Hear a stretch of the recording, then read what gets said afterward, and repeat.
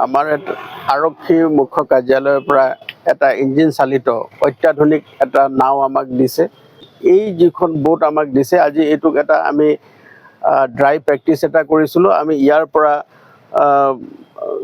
মানে সদৰঘাটৰ পৰা লক্ষীপুৰলৈকে এটা আমি অভিযানৰ এটা প্ৰেক্টিছ কৰিছিলোঁ। এইটো খুব সুন্দৰভাৱে হৈছে আৰু ইয়াত আমি যিটো দেখিছোঁ যে যিকোনো এটা পৰিস্থিতিত এই যিখন অত্যাধুনিক মটৰ চালিত নাও আছে, এই নাওখন আমি ব্যৱহাৰ কৰিব পাৰোঁ। আমি ইয়াৰ পৰা লক্ষীপুৰলৈ যাওঁতে আমাৰ 1 ঘণ্টা 10 মিনিট সময় লাগিছে আৰু 1 ঘণ্টা 10 মিনিট সময়ত প্ৰায় 1 ঘণ্টা গাড়ীৰেও 1 ঘণ্টা সময় লাগে আৰু সেই সময়ছোৱাত আমি গৈ তাত উপস্থিত হৈছোঁ। আৰু গোটেই এৰিয়াটো যিটো ৰিভাইনাৰ এৰিয়াটোৰ যিটো ছাৰ্ভিলেঞ্চ ৰাখিবৰ কাৰণে এই নাওখনে আমাক বহুত সহায়ক হ'ব।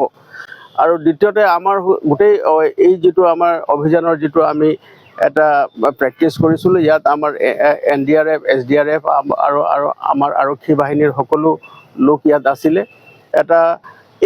ইয়াৰ দ্বাৰা আমি এইটো ক'ব পাৰোঁ যে এই যিটো এটা এডিশ্যন, এটা সুন্দৰ অত্যাধুনিক নাওৰ যিটো ব্যৱস্থা আমাৰ ইয়াত কৰা হৈছে, আমাৰ মুখ্য কাৰ্যালয়ৰ পৰা এই নাওখন